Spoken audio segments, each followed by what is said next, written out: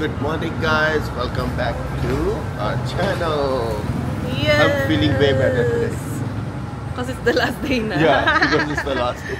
Kasi wala nang pupuntahan, wala nang gagawin. Ngayon pa siya naging much better. Sarap maglabas-labas dito, guys, ng wala kang liga. No shower. So Yeah, nice to fine. go out. We're gonna take shower and get ready. Lang kami. We Toothbrush just lang. woke up. Oo, toothbrush na lang. Okay ka na. Yung mga ibang tao naman dito, iba rin ang amoy. Kahit wala kami ligo, medyo mabango pa kami. I think in warm countries, I don't know. Yeah. Even in Singapore, we don't really care, right? Oo. We just go out wearing slippers and sometimes home clothes, right? Yeah. Even in Philippines, it's fine. Yung aking pants, lukot-lukot. Yeah. Oh, lukot-lukot yan. Nobody Pero- really mind. Pero nakagala na sa labas. We gonna buy the bag first? Ay, oo. Food reflexology. 30 ringgit. You want? Maybe. But I don't think they're gonna touch my feet. What? I'm a lady. I don't know. So far, the weather is good. Yeah. No complaints about the weather. Yeah. Just perfect. Hindi siya mainit. Hindi rin malamig. Kagabi, it was drizzling, but it was okay. So, yung napili pala namin accommodation, ang ganda niya pala. Kasi nung first day namin, hindi kami nakaikot-ikot. Doon lang kami sa side na doon pumunta.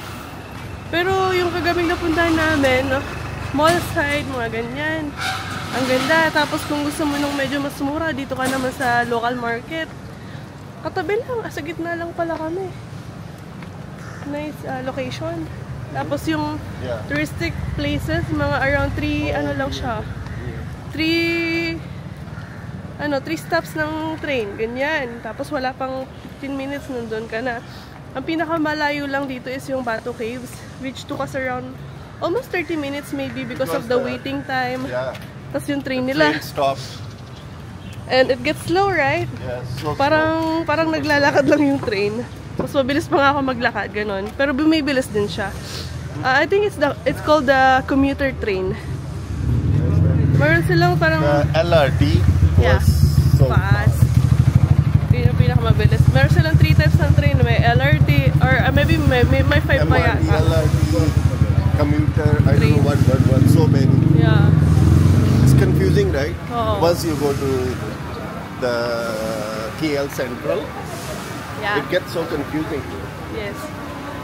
But you can ask yung mga nandun sa loob ng counter for questions if you have any.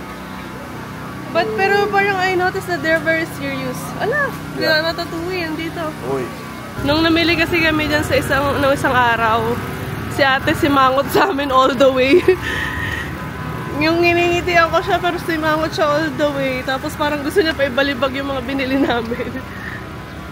You remember the immigration officer? Yeah? Hello.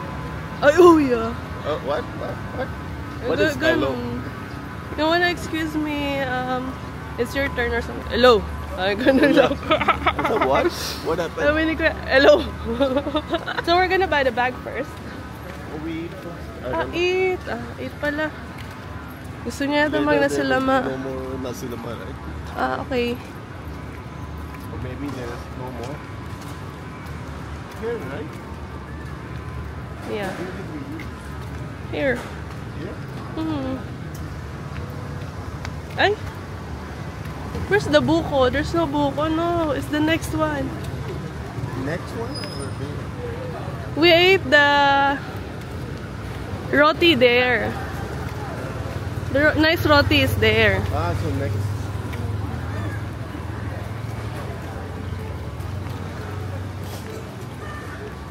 Bengal Festival. What? Bengal Festival. Oh, nice. So you buy bangles. Is And it? they make money. They make money. They're gonna give The you some... festival is for them, not for us. Ito pala, sobrang mura ng mga chocolates dito. Sa Maydin. Pero wala na kasi kaming bagahe.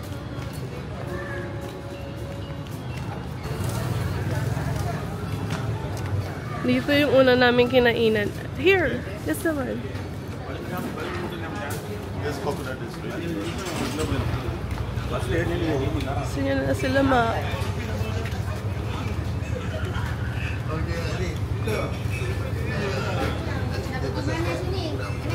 Just the one.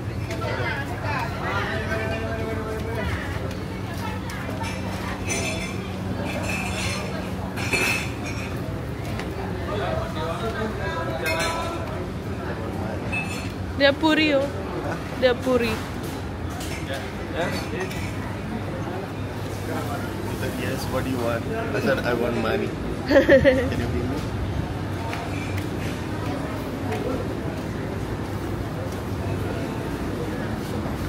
Same as Singapore. Everything is same as Singapore. I mean, similar. I can't say same.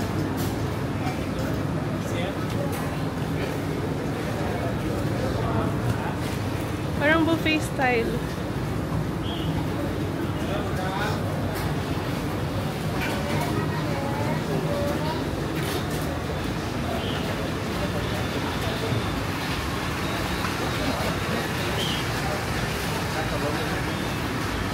Nakahanap kami ng kainan dito.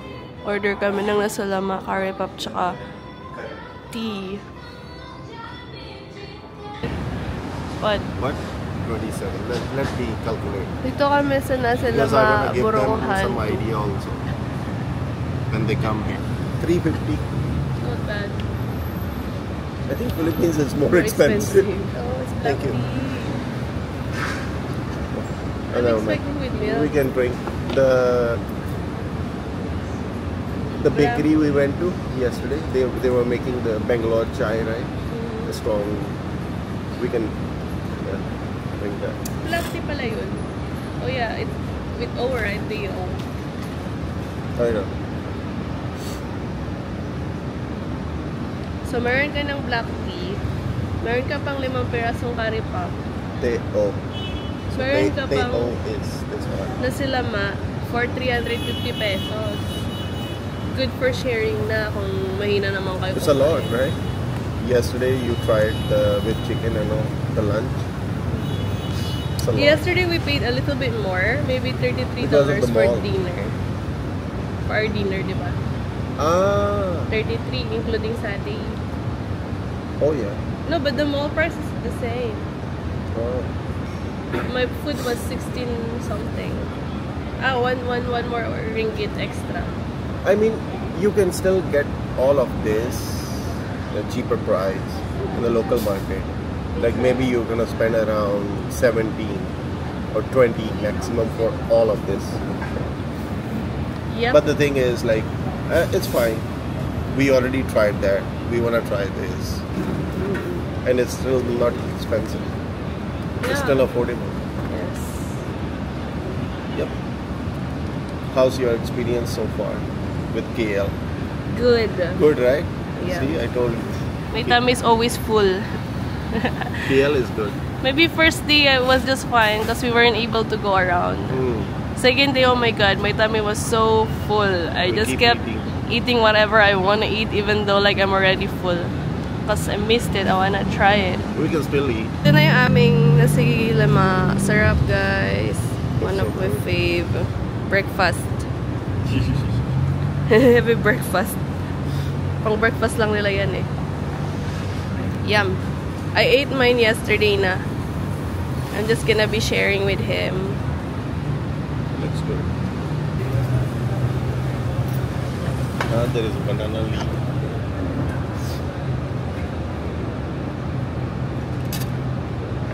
No, it's fine. Just use it.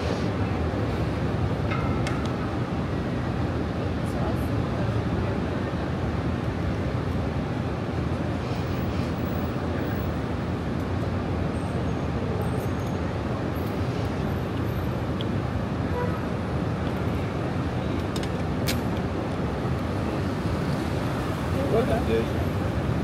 Chicken floss? Huh? Chicken floss? English? With curry. I don't know. I like it. This is nice too. curry puff.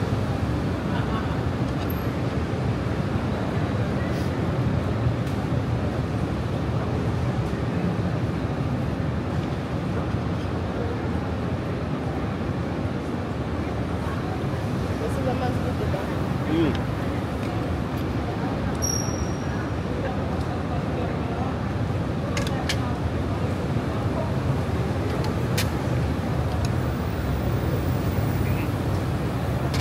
Spicy.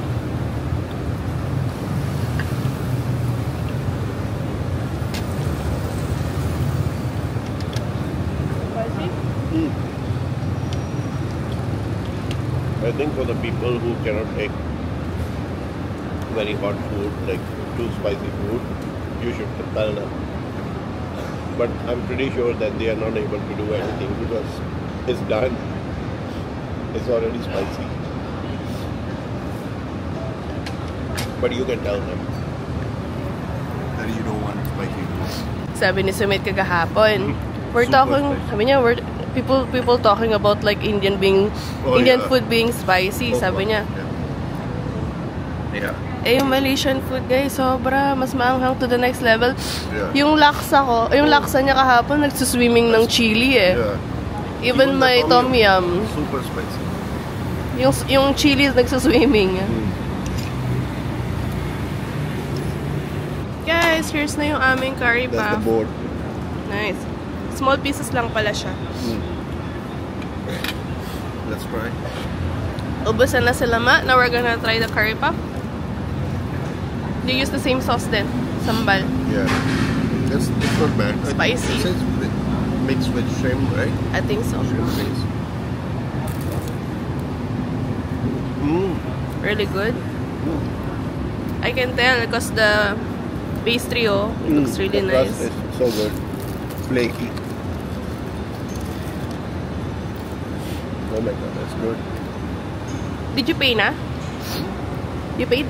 Because in most kainan dito, Yeah, when you you go eat to the local first. market, You yeah. eat first before you pay. When you go to the local market, you eat first and then you pay. But shops like this, then yeah, you have to pay. Ayan na, spicy. It's very spicy. No.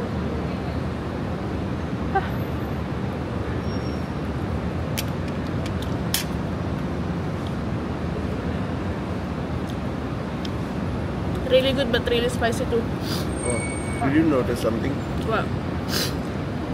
Most of the food is fried here, right? Fried, Oh yeah. right? Yeah.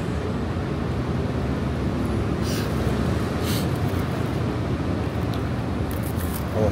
Hindi pwede yung may siguro majority ng Malaysian food sa mga hindi kumakain ng spicy kasi sobrang spicy. Guys, nakita ko pala si Janela Salvador sa airport noong isang araw. I'm telling them about the actress I saw at the airport. Meron siyang face mask.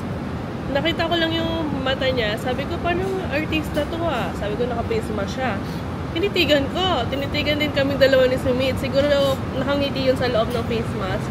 Tinitingnan niya siguro kung babatiin siya or marirecognize ko siya. Wala, tinitigan ko lang siya all the way hanggang naglakad-lakad na siya. Tapos, tinandaan ko yung damit niya. Ngayon, nag-post siya sa Instagram niya, same clothes, tapos nag-fly din siya sa Cebu Pacific. Kasi nakapila kami ni Sumit dun sa Cebu Pacific noon, magda-drop off kami ng baggage. Ayun, first time ko lang makita ng artista, na-amaze ako. Kahit hindi ko nakita yung mukha niya, kahit yung mata lang, tapos yung katawan, ang liit niya pala sa personal.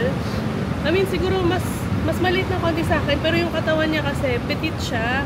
Pero pag nakikita mo siya sa TV, di ba parang ang lapad niya. Sexy pala siya sa personal. Yun lang, share ko lang sa inyo guys. Nakita ko si Janela Salvador.